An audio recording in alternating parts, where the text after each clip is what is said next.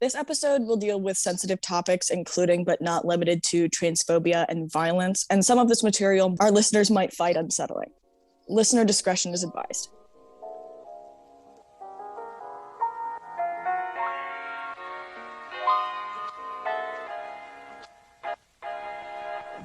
Welcome to the Outcast podcast. My name is River, and I use he, him pronouns. My name's Leo, and I also use he, him pronouns. My name is Hunter, and I use she, her pronouns and they, them pronouns. My name is Jordan. I use they, them pronouns. In this episode, we're going to be covering trans and gender non-conforming representation from the past, the present, and the future, where it's gone wrong, what's been done correctly, how it's changed and evolved over time, where we hope to see it go as more representation becomes more prevalent for gender non-conforming individuals. The 1914 film Judith of Bethulia was theoretically the first film to include a gender non-binary or trans character historically. This film featured a eunuch character who is gender conforming in their expression, but served as the butt of a joke. And yeah, it's the same guy, D.W. Griffith, if you're familiar with the name, who did Birth of a Nation. So this guy has a history of turning people who are marginalized into the butt of a joke. Also, 1914, A Florida Enchantment. It was a silent film directed by Sidney Drew. It's an interesting case. You've got the idea of a white female character going through a magical transformation and waking up the next day as some guy who becomes like this like darling of high society. And her fiance also takes this magical transformation seed, transforms into a woman, and then has sex with a bunch of his male acquaintances. This is modern day bimbofication. It's some nonsense. And then, great, ready? You're not gonna fucking believe this. The people of the town call the cops, and he gets chased through the city, and he jumps into the ocean. And at the end of it, we've all been there. We've all been there. We've all wanted to jump into the ocean a little bit. I mean, I think maybe on a regular basis, I've had the thought, what if I just jumped into the sea? And then it's the cop out of all cop outs in film. Like this character wakes up and it was all a dream, which is, may I say, the laziest ending anyone can ever include in anything ever. I just, like these people have always been kind of like, whoa, like people like us have pretty much consistently been turned into the butt of the joke historically. Like it's just some nonsense. It's usually also either played for comedy or like villainized. Like gender non-conforming characters are usually a threat, or if there's a like it's either. I think we're going to go through, you get like one of three categories. Well, there's always been representation of some sort, quote unquote. It's usually butt of the joke, violent villain, or dead and victim. And even the dead and victim is like, has sometimes been the best we can get. Because you can't show it without showing that you don't like encourage it. It's like when the woman like cheats on her husband, or if she's like promiscuous, like she has to die at the end, like in those old movies. Like the Hays Code like required that you couldn't make it seem like you were encouraging things that were seen as like quote unquote immoral. So like they had to be the villains, or they had to like be killed at the end. He had to jump in the river. Like he couldn't get a happy ending. There's also a point in this film that talks about like class struggle, where like there's a point where this, I mean, of course, it's the 1910s, so to some extent I'm not shocked, but also like it's this woman in blackface who takes this magical thing to transform into a dude so she doesn't have to be a maid anymore. I feel like there's some like correlation there that shouldn't be there, and I'm like, I know that it's there and I'm just missing it a little bit. Like the idea of being a man is equated with being higher class. Like, what? Because it is.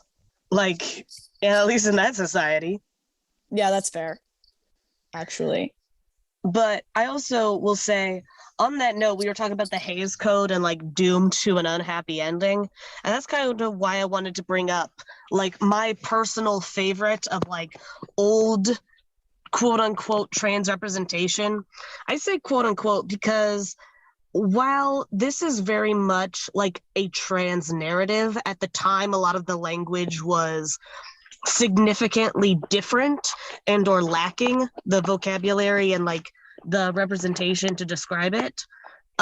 So if I toss around terms like crossdresser or use they them pronouns, that's why, is because the actual like identity of the character is kind of vague. So it was this film that came out in 1953 called Glenn or Glenda, and it was produced by Ed Wood, who was, I'm going to use he, him, because that's what he identified with, and he considered himself a transvestite. Yes, I know that is a slur, but at the time that was kind of the term used, or at least the term he felt comfortable with. He would often wear women's clothing and just kind of walk around town. He liked how it made him feel. He liked feeling confident and it made him happy. So he was tasked with basically writing and directing this exploitation film called Glenn or Glenda that was originally the film was called I Changed My Sex, and it was very like stereotypical, what? Genitals different? Whoa! And he changed the title to Glenn or Glenda and actually made like, he can't direct. He is a bad director. It's not a great film. However, it has like a pretty good heart.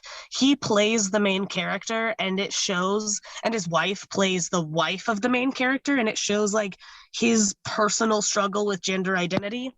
And I like this movie particularly for, despite how weird it is, it has one of like the nicer endings for that time period, and I still don't know how they got away with it.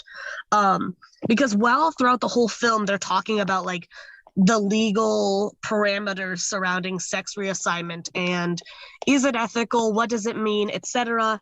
At the end of the film, Glenn actually comes out as being a transvestite person who likes to wear women's clothing and a wig, and comes out to his wife, basically. And you expect her to be like very aggressive and hate him, as that would be par for the course, but instead she takes off her sweater that he had been wearing and hands it to him, and is basically like, it's like the final shot of the film of just her silent acceptance of, I love you, and if this is what you want to do, then that's okay, and you're okay, and you're allowed to be happy and do this, and that doesn't change my love for you. And I think that that's pretty powerful, especially considering the time. So I think that's like one of the rare pieces of good representation we're gonna get for that sort of thing for like a while. Glenn or Glenda is not like art house quality, but I like it because of just that ending, and I think it's worth talking about from a historical standpoint. And that's the ending, like we all kind of, I mean, it's the ending especially of that era that like everybody, I guess not everybody, but like trans people were hoping for, is like someone who's not dead or a murderer, because that's like the whole thing, right? Hollywood and like representation and that kind of thing has always like, it's the way like people watch this stuff to kind of I don't know, like when you're a kid you watch TV shows and somehow, maybe this is just a me thing, but like I for sure would like pick out characters and be like, that's someone I want to add to my personality because I don't have one that's fully formed yet. And like I do that all the time. Yeah. So it's like that whole thing of like, we watch film and TV to like kind of figure out what is socially normal.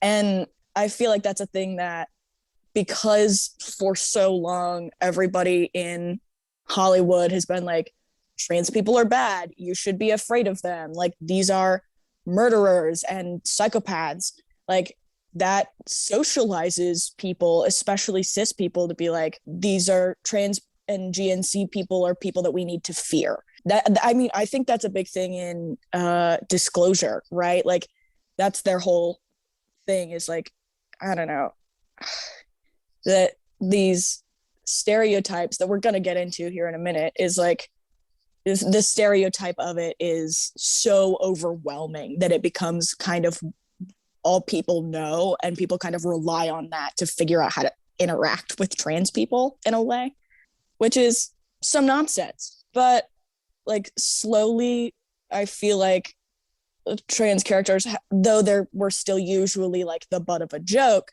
it's changed a little bit. And I know Leo and Hunter have their stuff prepared for that. So if we want to move on, the floor is yours. So Leo and I wanted to talk about the representation of specifically trans feminine characters and trans masculine characters. And we thought it would be good if like a trans feminine person talked about like the representation of trans feminine people in film, and then a trans masculine person talked about the representation of trans masculine people in film. All 8 examples. So I just wanted to talk about the sort of representation that we like, the dichotomy of the way in which trans feminine people and trans masculine people are depicted. With trans feminine people, it's kind of like this demonization, like, oh, they're predators, like they are, slowly but surely trying to like sneak themselves into women's spaces so that they can have access to women's bodies and like,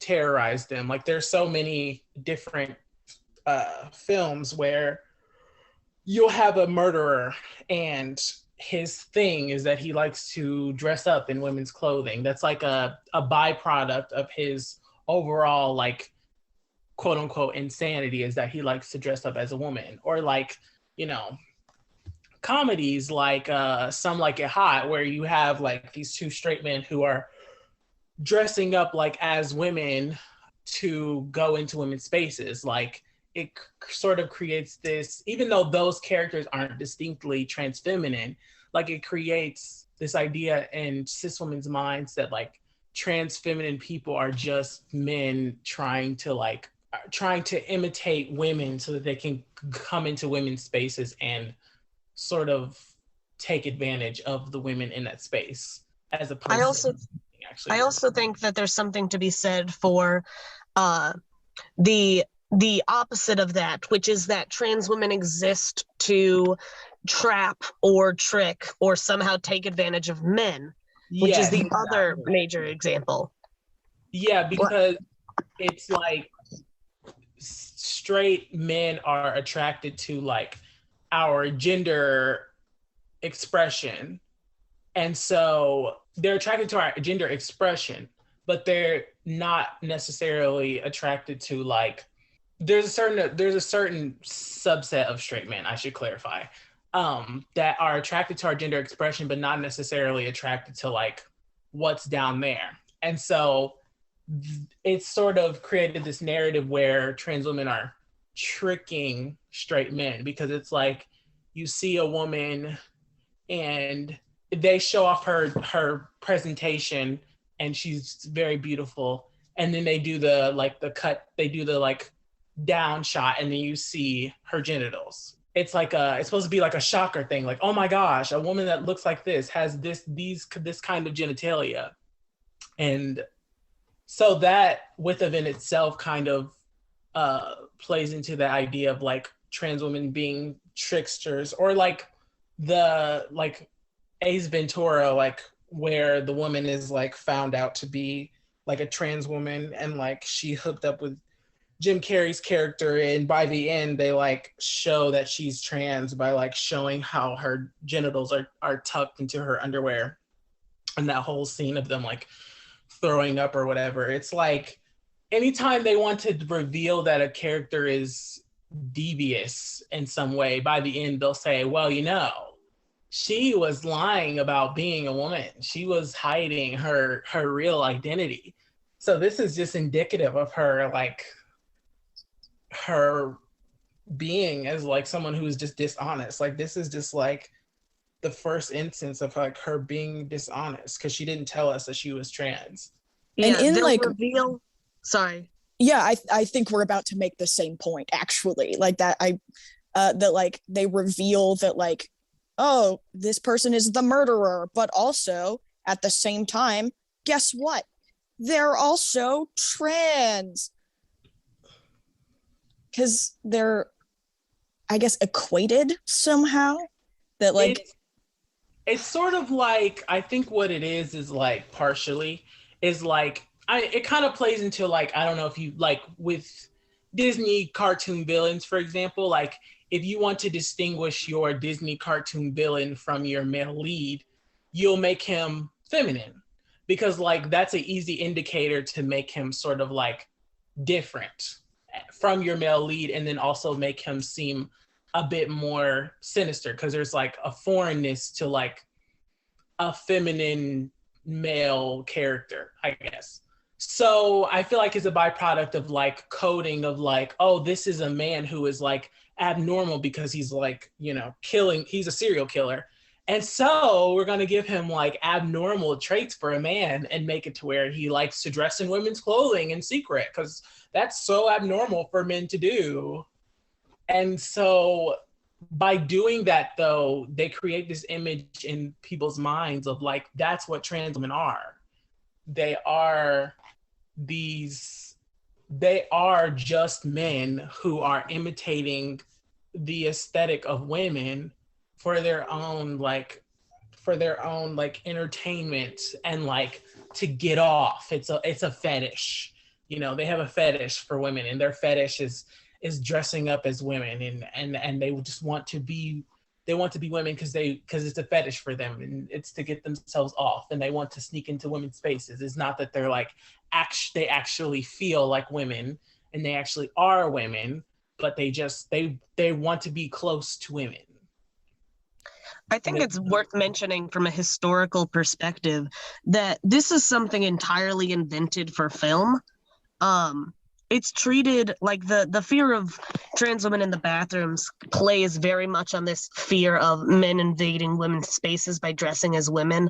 But that's like not a thing that happens in real life to any real capacity. That original trope was invented by a false reporting when Ed Gein was first captured, where they believed that basically a random detective on the scene was like, well, I bet he dresses in women's clothing. I think that's what caused part of it.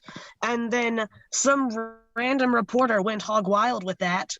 And then even though that's been proven to have nothing to do with the original case, that was the inspiration for Psycho, and then Psycho was the inspiration for Dress to Kill and Silence of the Lambs. Like it all plays on each other, but also plays on a historical lie.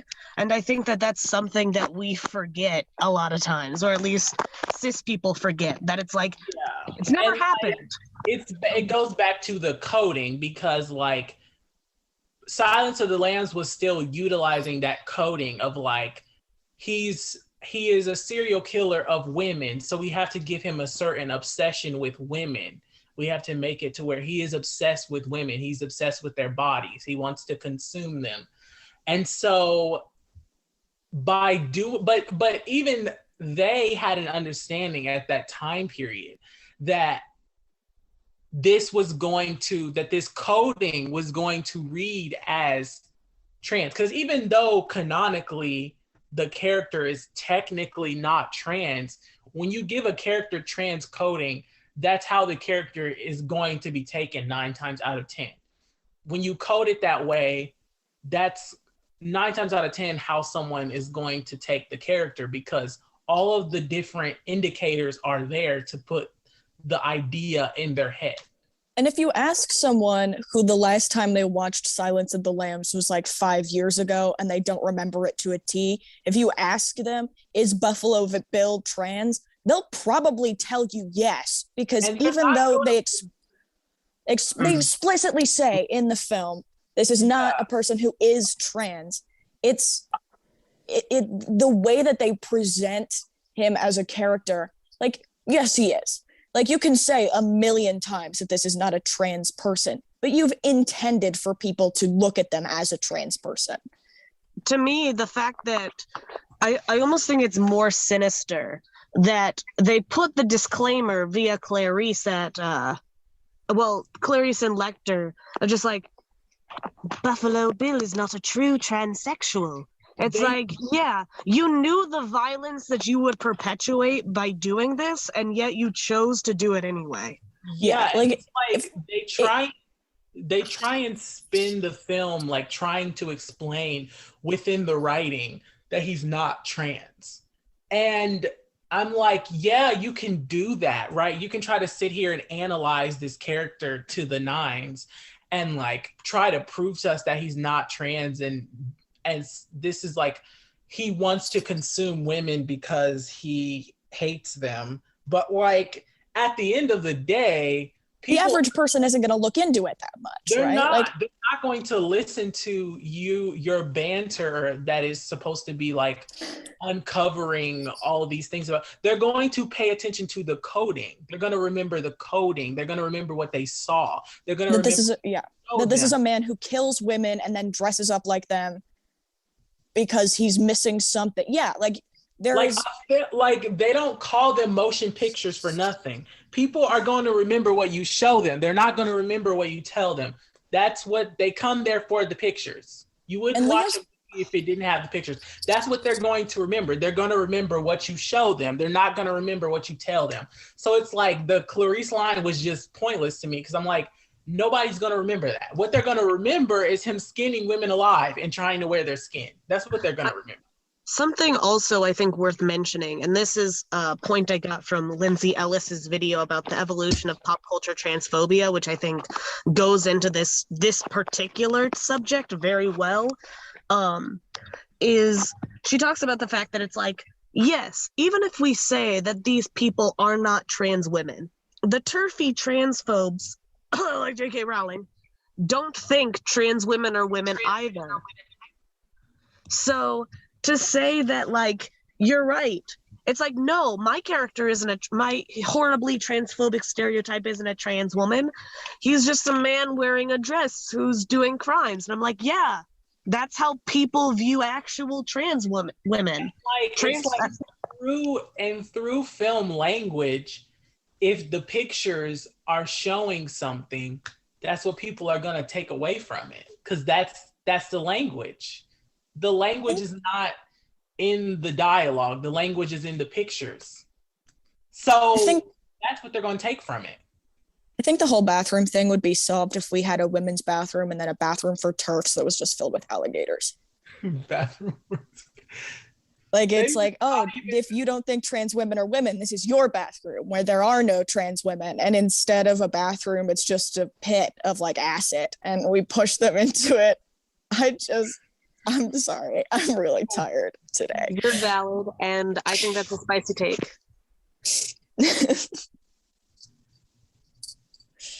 Oh, God.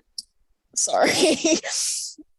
So moving on from like the sort of demonization that trans women face, specifically from TERFs that we see in the media, there is a sort of infantilization that trans men face specifically from TERFs, and I think that Leo would be a good person to talk about that and trans men's sort of depiction in film and real as opposed to trans women's villainization and sexualization. Yeah. So going on to the trans men thing, I think like this is not necessarily for the better or for the worse. There's just less trans men in film, and I think that that's honestly because of the fact that like it's a lot harder to villainize a trans man because there's not that inherent like sexism, misogyny, homophobia, all that nonsense. Like, it definitely exists, but it's less there. It's harder to villainize and it's harder to hypersexualize a trans man. And so, therefore, because we have less representation, we have less negative representation. So, kind of make of that what you will. But there is a good point about the kind of infantilization that like TERFs do for trans men, and just kind of in general. I think there's a lot of trans guy characters who are either basically treated as like through the lens of womanhood, like it's it's just kind of feminism plus, or just fancy butch. Like, I think that a lot of trans masculine rep is usually almost fetishizes the femininity of it. For example, one of the most famous trans male films, Boys Don't Cry, which is actually based on the real horrible attack and a murder of a real trans man. The way that it is filmed, and when you go like filmed, talked about, directed, shot, every aspect of it, even when you listen to like the director talk about the casting process, is pretty horrible in the sense of the director talks about how much she wanted to like play on that androgyny, and she loved the idea of, oh, this woman is playing a role and playing with gender norms, and she's so cool, and just dedicating themselves. Like, I can't remember the exact quote, but it's something along the lines of like, wow, he had such imagination to be able to come up with the idea of being trans in his small town. And I'm like, it's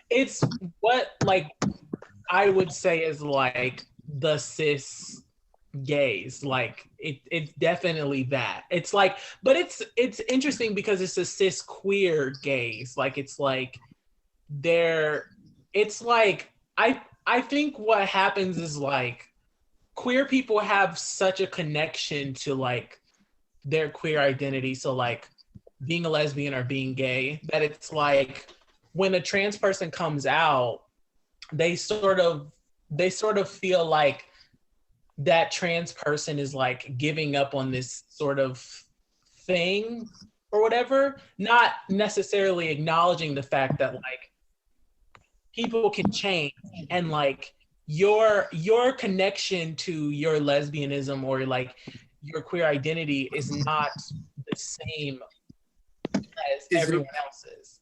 So like your desire to show like Brandon's androgyny because you think the idea of like a butch woman is like a beautiful thing, like that's not what the story is. Like Brandon Tina is not a butch woman. Brandon Tina is a trans man. And I think that's the most insidious thing is like, the film led to a lot of people like analyzing the narrative as like, wow, it talks a lot about gender and lesbophobic violence. And like, honestly, yes, it does. frames it as if, to me, like they're trying to say that Brandon Tina is trying to escape homophobia. Like that's what it feels like. Like it feels like they're trying to say like the only reason why Brandon Tina is trying to be like, I don't want to say trying. The only reason why Brandon Tina is trans is because he doesn't want to be a lesbian.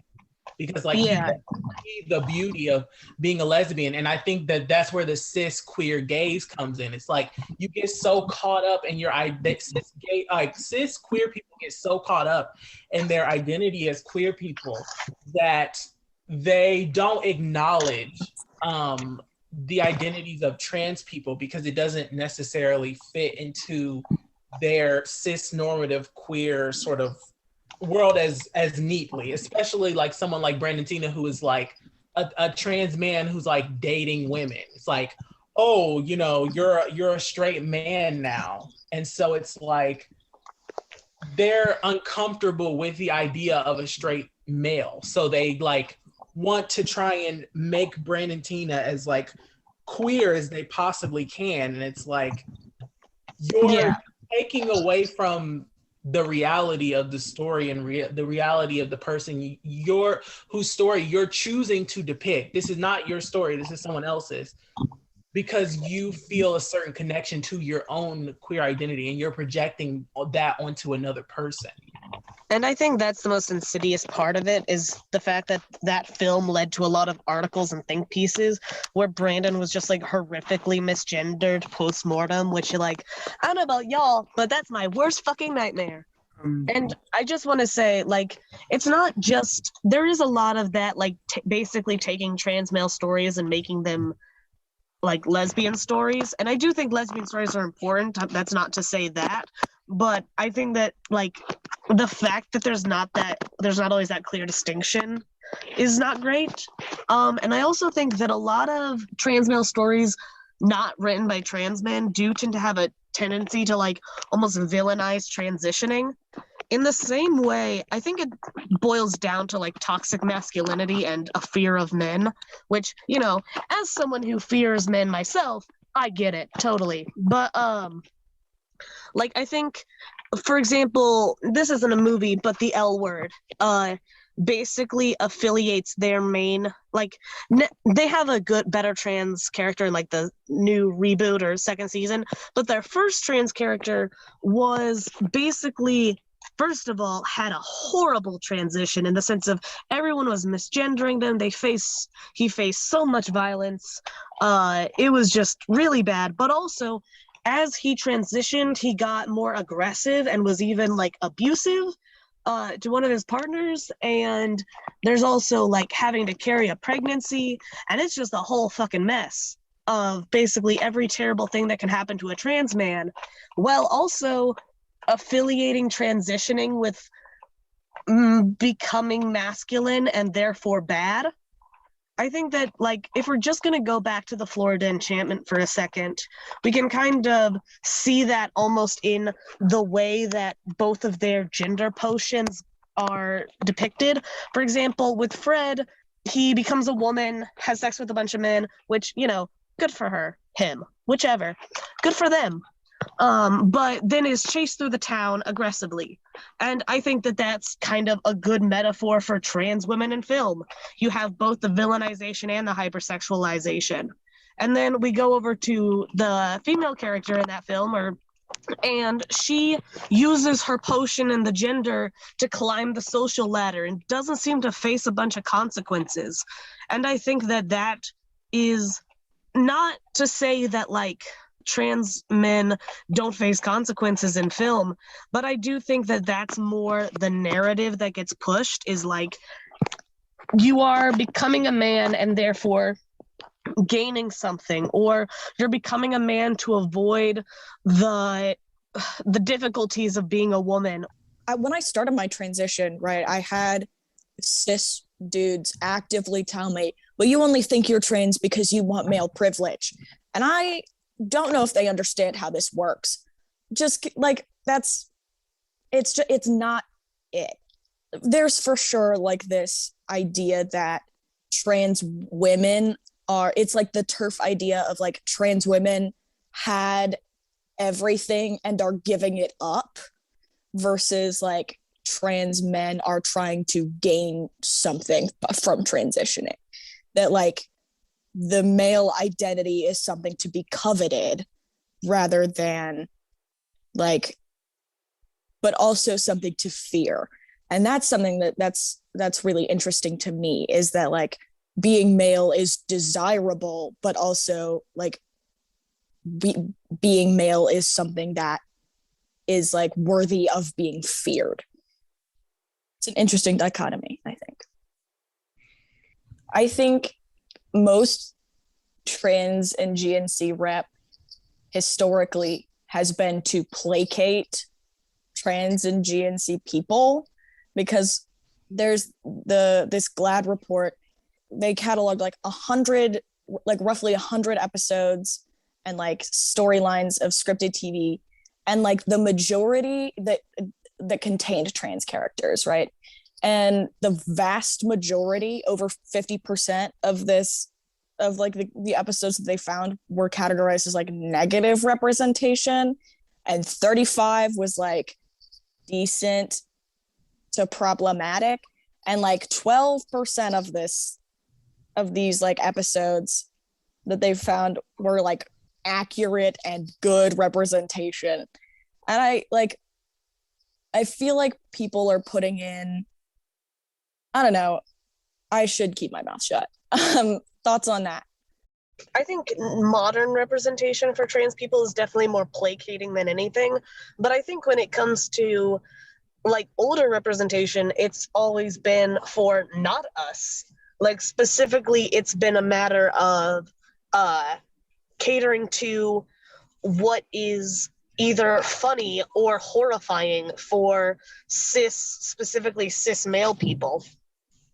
So I think it's like it, and some, I think like while modern representation is more like that, I think the opposite is true for a lot of old trans rep, and that kind of plays into what we were talking about with like Michael Bay and the male gaze or the cis gaze. It didn't have us in mind. Like it didn't have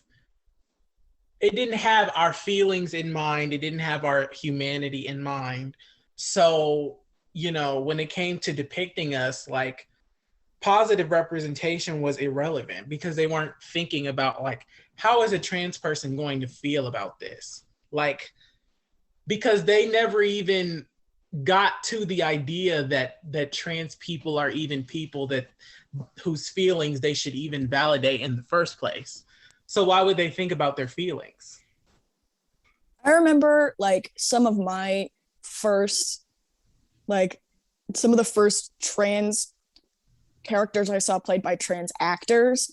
I watched this episode with my mom of like How to Get Away with Murder, and the whole plot of the episode was that this woman, she was suspected of murder because she was trans. Her husband found out, got angry that she deceived him, and so she must have killed him because she's a trans woman. Like that, it all fits into those like three categories of like object, killer, victim. And it's getting better, right? Like you see trans characters in more modern media, which is more like catery because people have been angry about it, and suddenly because we're being more vocal, it's easier to, like, it makes more sense to market to us, I guess. Rainbow capitalism has done the math and finds that trans people are worth more happy than angry. I was going to bring up this point. So in Laura Mulvey's essay, when she coined the phrase like the male gaze that we were talking about, she said she was talking about like distinctly about like women and men in particular. So it's a very like cis lens, but she was saying how women were the bearer of meaning and not the maker of meaning. And I thought that was a good point. She went on to say that women are not placed in a role where they can take control of a scene, and said they are simply put there to be observed from an objectified point of view. So my point was to say that trans people are seen as the bearer of gender, but not the makers of gender. And so like when we're on camera, like we are seen as like not necessarily having the right idea of like what gender is. Like we are not allowed to be the makers of our own gender.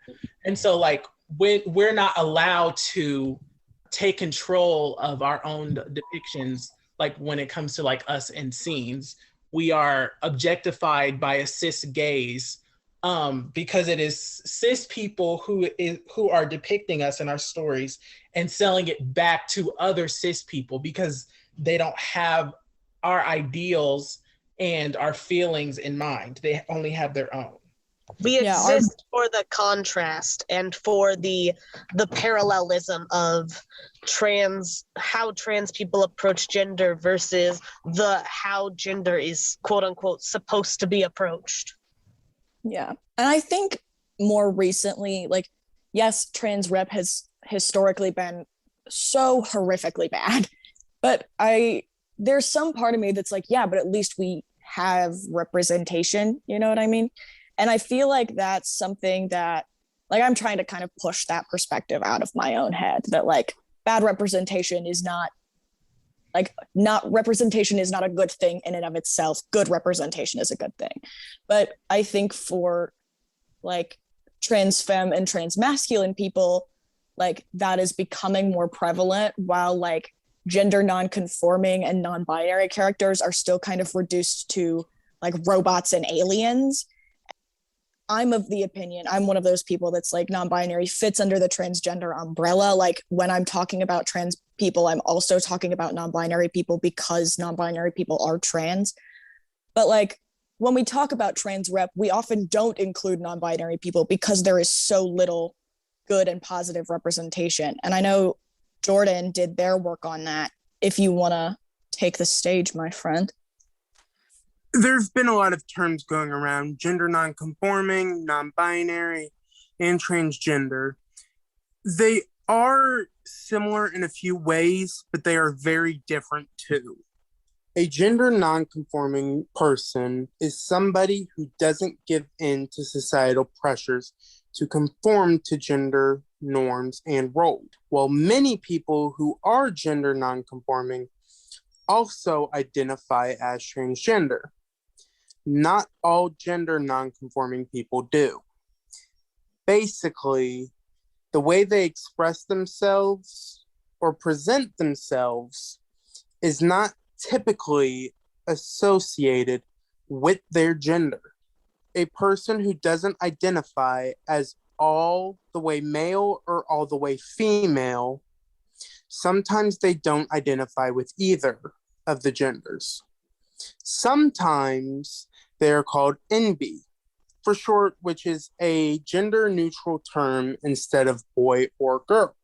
And transgender is an umbrella term for people whose gender identity differs from the sex they were assigned at birth, and or whose gender expression do not match societal's expectations with regard to gender roles. It is important that we do not get these terms confused, because we do not want to invalidate somebody's experiences or existence. Not to mention, misusing these terms could be hurtful. Gender non-conforming and non-binary characters have always been present in media, but have mostly gone unnoticed. Honestly, you could say angels are non-binary, even though we perceive them as male or female in artworks. They're actually neither. They are not even human. So why would they go along with the gender binary? There have been a lot of characters who a lot of us don't actually know are non-binary until we actually hear about it. Characters like Ed from Cowboy Bebop, Shep from Steven Universe, and Kirby from the Nintendo games. Even though Kirby is referred to as male in America, in Japan, people use gender-neutral terms when describing them.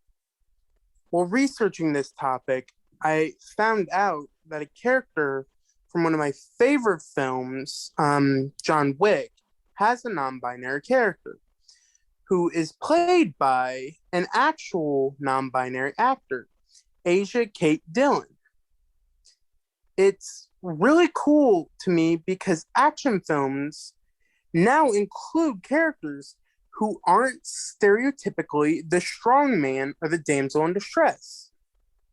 There are also a lot of non-binary and gender non-conforming characters in video games. And some examples including Frisk from Undertale, Bloodhound from Apex, Chaos from Hades, whose design is immaculate, I love it, Eden from The Binding of Isaac Rebirth, and the list goes on. However, the same issue that we see with trans characters in media, we also see in non-binary and gender non-conforming characters in media. The list goes on for it. There's an obsession with their genitalia. They're often seen as the butt of the joke. Their gender non-conforming or non-binary status is often the only defining trait. When screenwriters do include non-binary or gender non-conforming characters, it is usually done in a pandering way.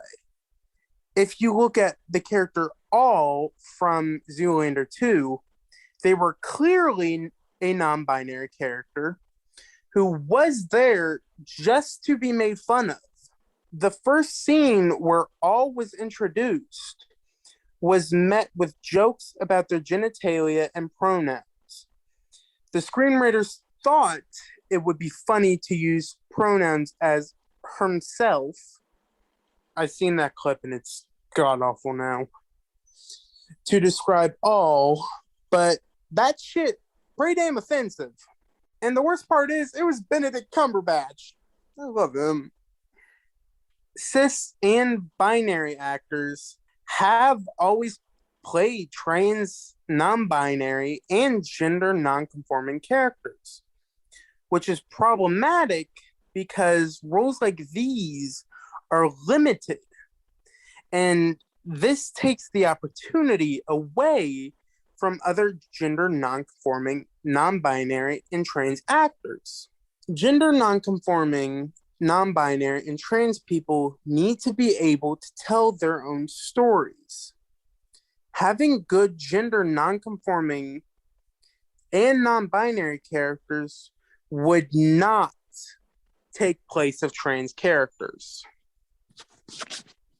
Yeah, it's super important that we have representation for both, and that it's good representation, not the bullshit that's been like put out there.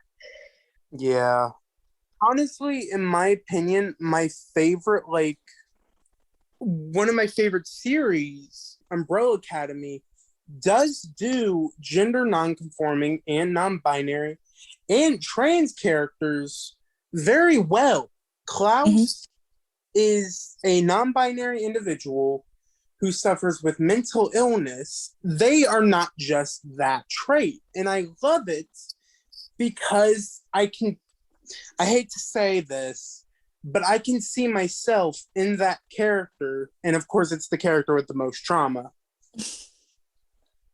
Yeah, I mean, like, that's the whole thing with rep, right? Like, that's the whole point of representation, is that, like, seeing people that remind you of you feels nice. Like, it feels good to be able to, like, point at a character and be like, look, that guy's like me. And, like, when it's done incorrectly, the way that it usually is, I think, like, that is almost like, this person is like me, but not in the ways that matter. You know what I mean? And, like, non-binary rep, like, I've seen, you mentioned, like, the video game aspect. I play a lot of, like, RPGs, and I think my favorite thing that has become more common is, like, the use of gender neutral pronouns for a main character. A lot of, like, mobile games, I guess, I don't play a lot of them, but, like, we'll have, like, a pronoun option. I know Monster Prom is one of my favorite games. I love Monster Prom so much. Like, allows you to choose your character's presentation, their name, and their pronoun, like, at the beginning. Like, that's, and they include gender neutral pronouns. They include they, them pronouns. And I think, like, for a long time, there was a whole, like, RPG thing where if you could pick your pronouns at the beginning, obviously it was, like, he, him, or she, her.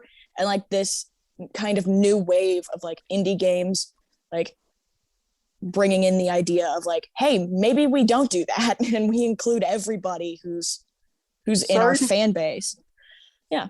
Sorry to keep harping on, like, video games, because I know this is about movies and TV, but one of my favorite kinds of games is games with character creators, because I can make myself whoever I want to be in these fantasy worlds and all this. It's just an amazing feeling to see somebody who you can relate to on a personal level. up on the screen or playing with in the palm of your hands, you can do all these things with the right representation. And I think you've kind of inadvertently made a really good point in that, like, when GNC, trans and non-binary people are in control of characters and a narrative, that narrative and its representation inherently get better, right? Like, we've talked a lot, we've harped a lot about like shitty representation and how bad it's been. I do want to kind of like segue into like being all negative. It's great. We love being negative. Maybe. I don't know. I'm a big fan of being negative. I'm a real downer. But I think it's also important to like, there is good representation out there. And like, it's important to talk about like what has been done right and like how it was done and what makes like a good genderqueer character. And not just genderqueer, but I think a lot of the rules of what makes good representation are kind of universal in the sense of getting writers and the whatever minority or whatever representation you're talking about, getting people who also have that who are a member of that same group involved, whether it be race or disability or gender, whatever the case may be. I also think that the empathy level is very important. Like, we talked a lot about how there's like so many sex worker trans women characters. And I think that there's something to be said for, yeah, because some trans women are sex workers, but there's a vast difference in if that is portrayed as like a important character thing or just a gotcha or just like whatever the case may be. And I think that that's empathy, where it's coming from, who it's being, I guess, made for, all are like big deciding factors in this. Yeah, because there is a there's a film about two trans girls that are sex workers, and it's called Tangerine, and it was filmed on iPhones. And I would say that film is good representation of like trans characters, because it does come from this place of empathy for these women who have to go into this line of work in order to survive, because they live in a society that sort of ignores them because they are Black transgender women. And so, like, yeah, it's depicting Black transgender women going into sex work, but it has a conversation about why.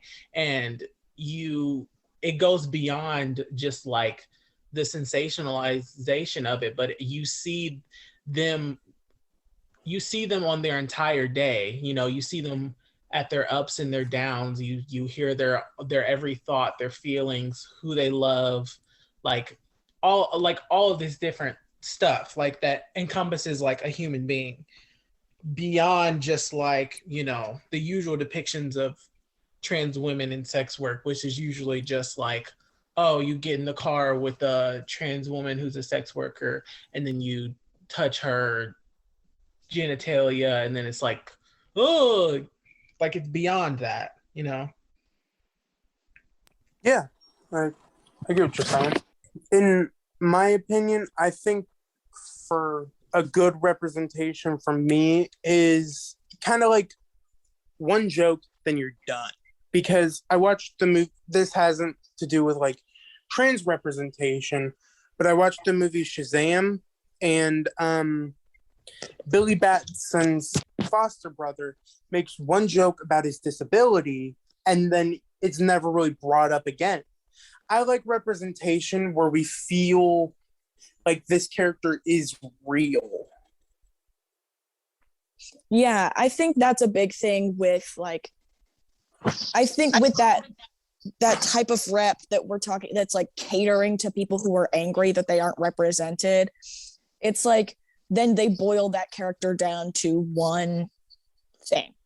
It's like, this is a Black character and that's it. This is a trans character and that's it. This is a disabled character and that's it. And it goes back to that thing of like, you're only allowed to have one tokenism, because then you can be reduced to that tokenism. And like, when trans characters are reduced to nothing but their transness, like that's their only personality trait. Not that being trans is a personality trait, but that's how it's treated, right? Like, Yeah. it feels My personality trait. it feels gross.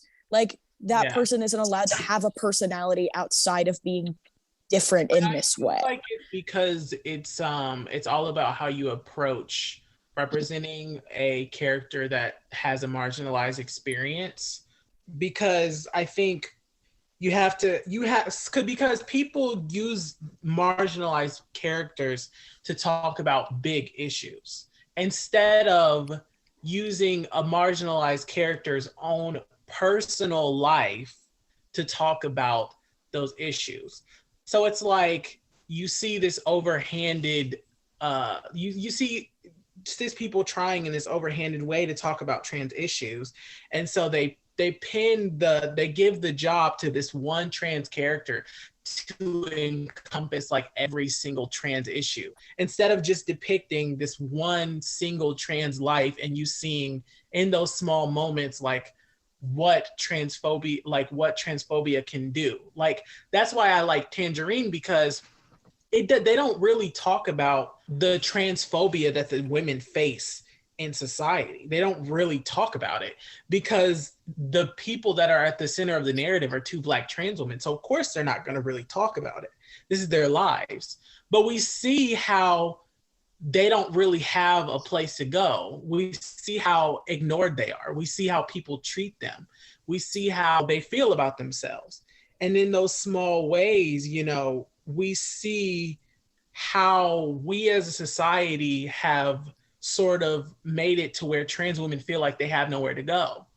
Like, why do these women feel like they have nowhere to go? You know, it's like when you're trying to write diverse, quote unquote, diverse characters or marginalized characters, you have to go at it at the same angle as you would a non-marginalized character, which is looking at their inner life and using that inner life to depict the issues that you want to talk about instead of going for the issues first, because these are people and not like hot topics. They're people.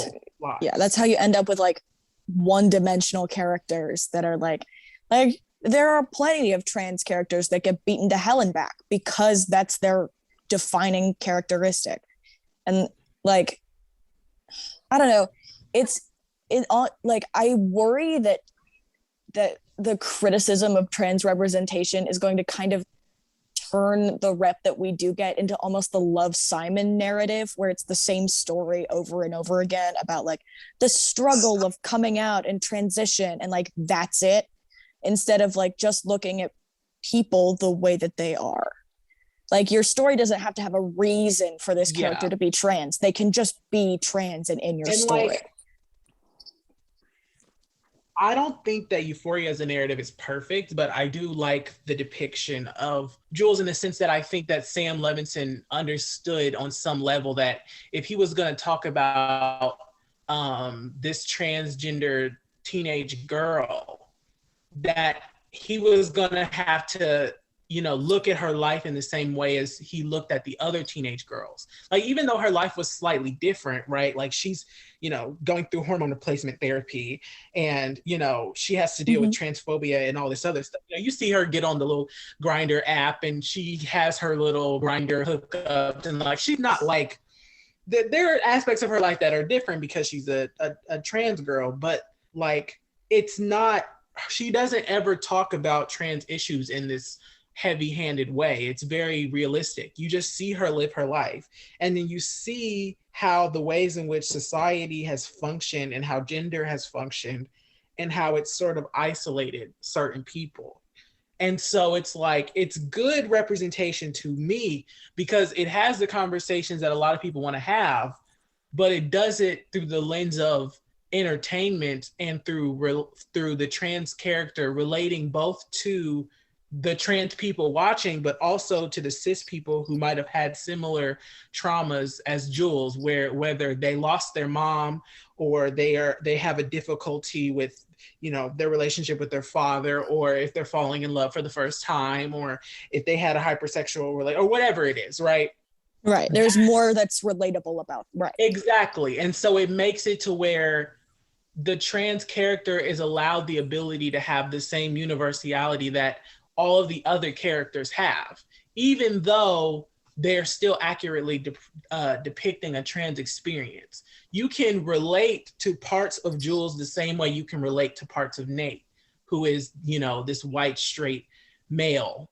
Like, you can relate to her the same way you can relate to him, and that's how it should be. Yeah, there's a whole thing of like, I don't know. I feel like it's a thing where cis people often like look at trans characters as like a heavy other, if that makes that wording is a little bit clunky, Oh, but definitely. it's like where Definitely. but where like they feel as though they can't relate to a trans character because they're trans. And that's really fascinating to me because I've never had that issue relating to a cis character, but like because I don't know, it is that like I guess that cis gaze that you were talking about, but like, I don't know, they just don't, they're like, well, I'm not trans, so I couldn't possibly relate to this character who is trans. It's like we are not seen as like the makers of gender. We are the bearers of it.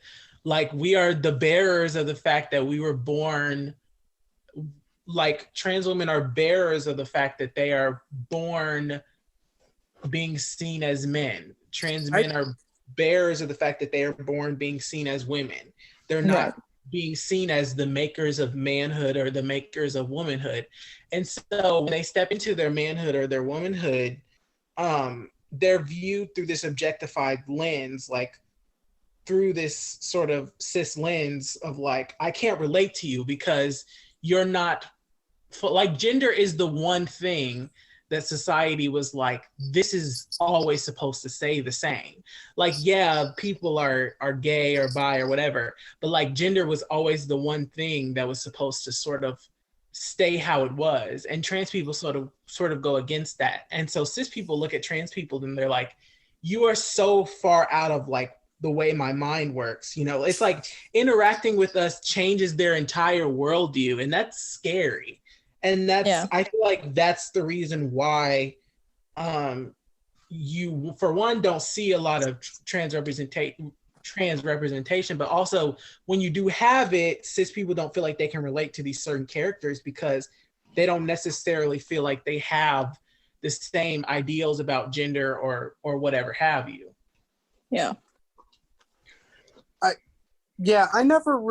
I still don't understand that because I'm a big Disney fan and I related a lot to Baloo the bear. I'm not an animal. I think it comes from a sort of place of privilege, because I feel like if you're some kind of marginalized, even if you're like a straight person of color, like even if you're a straight person of color, like if you're some kind of marginalized, you kind of are used to certain narratives not necessarily having you in mind.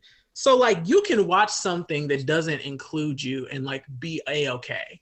Like you could watch a movie that doesn't necessarily have anyone that's like you and find a character that you can relate to because you're used to because everything's made for you. Like it's made with you in mind. Everything is made for you.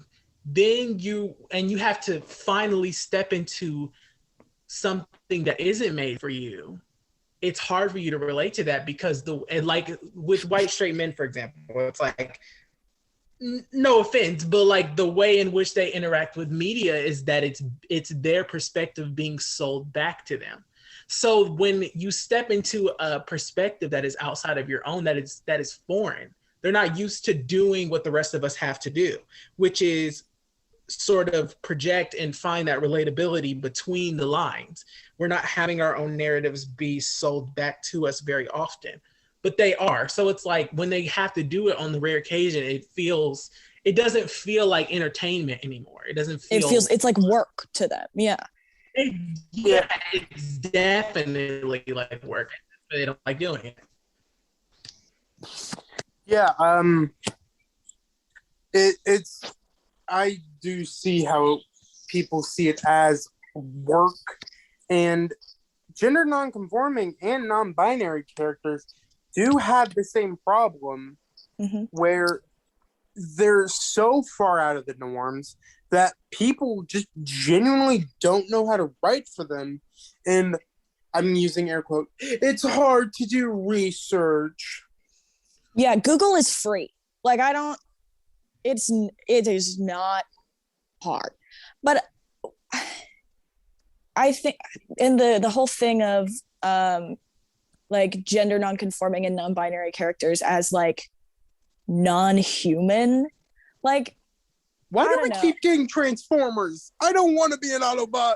But it's like, and it's kind of, if I may, this is maybe a little bit off topic, but like it's something that I've always noticed is that like non-binary and gender non-conforming characters are often also like autistic and neurodivergent characters because they are so unrelatable to like that cis male gaze. It's like aliens, robots. It's like because it's so foreign to neurotypical and cis people that like they can't possibly be human. They're some other, and they're incomprehensible. I'll never understand. And it's gender like, I think people see because of the term itself, non-binary. I think it reads to cis people like they are inherently trying to make some kind of statement against the gender binary by way of their own identity. I think that's what cis people feel like it is. And so that's where I think the lack of relatability comes in, because it feels like some sort of agenda. Like that's what it feels like, even though that's not what it is. But that's what, looking at it through a cis-normative lens, is what it feels like. Which is why they're depicted as like monsters or like animals or like whatever, because it's like you're trying to go outside of the gender binary, and I can't relate to that because the gender binary is what is my lifeline. The gender binary is what I have lived my entire existence off of. I can't imagine my life without it.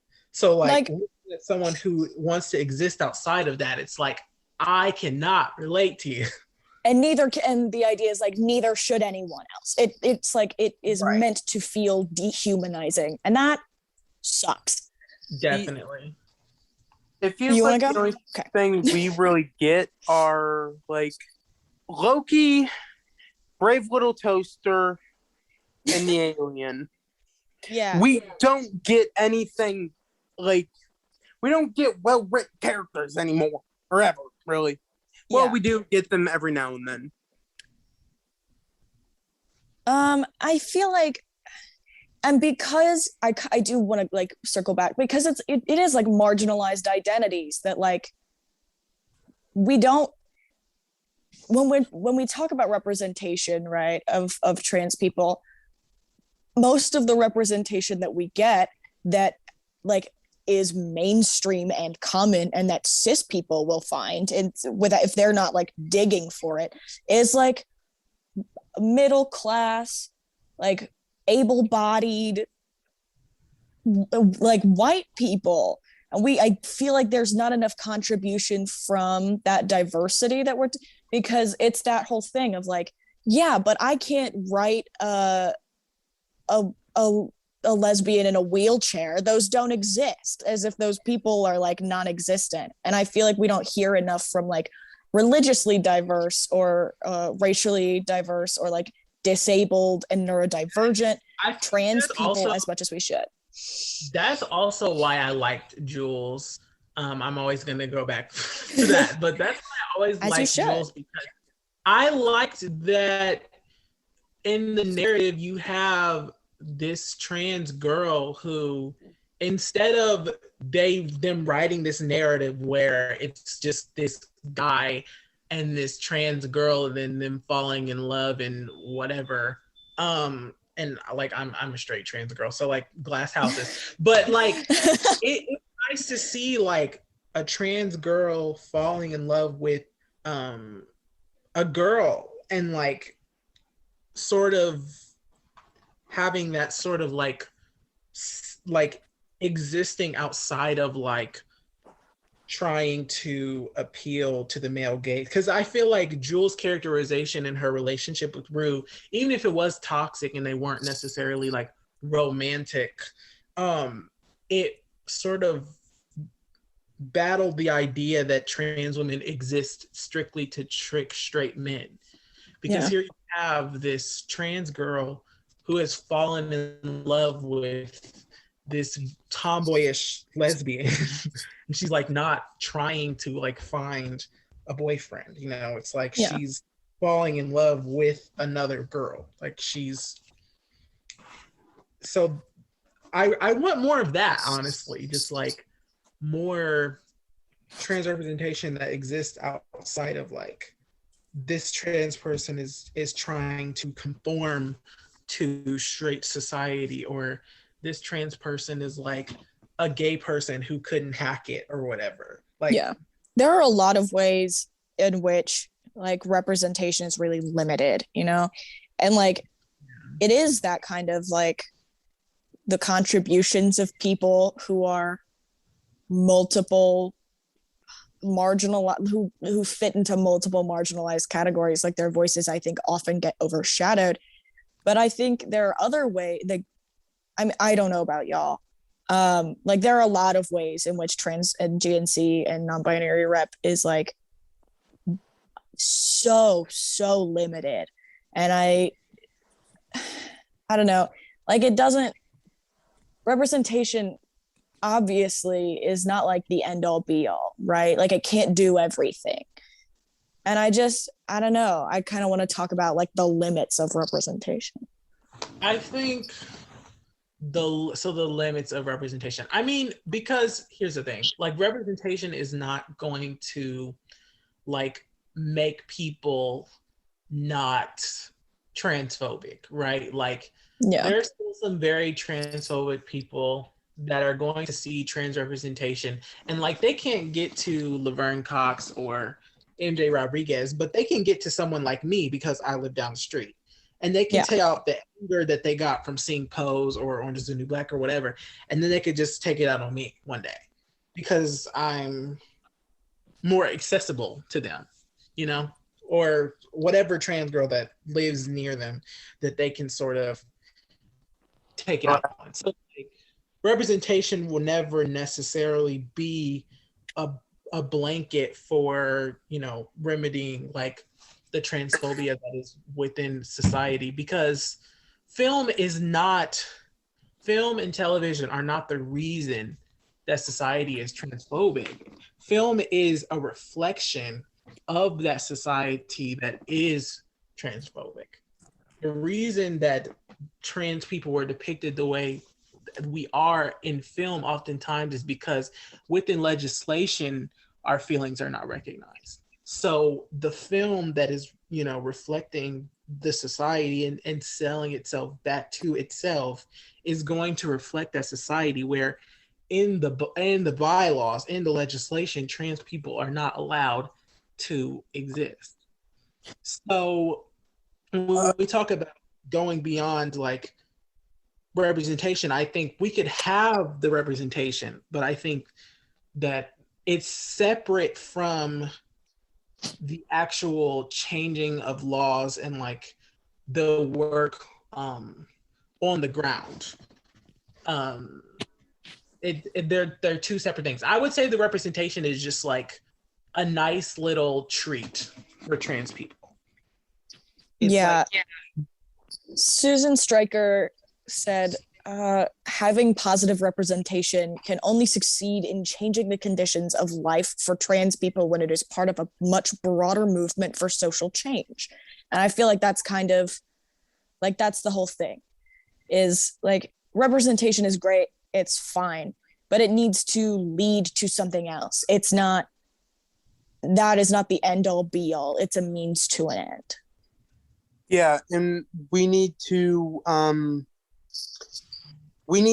honestly care about trans and non-binary people and gender non-conforming people who aren't as lucky to have any form of representation. And they are just completely overlooked by society. That, and like not all trans people or gender non-conforming people or non-binary people are gonna be actors. Like not all of them are going to be in movies. Some of them are going to be, you know, doctors, lawyers, teachers. They're going to be, you know, retail workers, whatever they are, they still deserve the same care and treatment that, you know, the Laverne Coxes and the Elliot Pages of the world are getting, you know? Yeah. I mean, I think that probably will wrap it up. That's actually a really good point to end it on. I love that, actually. Yeah, I mean, I think our main takeaways, right, are trans, non-binary, GNC rep in the past have sucked. And it's getting better, but it's this idea of we are not obligated to settle because there is more than there has been, representation wise. That like getting minorities in the writer's room is always something that will like improve your representation. That representation isn't the end goal, right? It's about lifting each other up and pushing each other through. And like, we can talk about representation all day long. It doesn't make it the goal. And I think that's at least my main takeaway is like, right. It is a means to an end. We would like to take this time to thank our listeners for tuning in. It means a lot to all of us. If you want to listen to our other episodes, we're available on YouTube, Spotify, Amazon Music, Deezer, and Apple Podcasts. If you need someone to talk to, look up the Trevor Project or Muncie Outreach. The suicide hotline is 800-273-8255. We all care about you, so please take care of yourself. We'll see you in the next episode.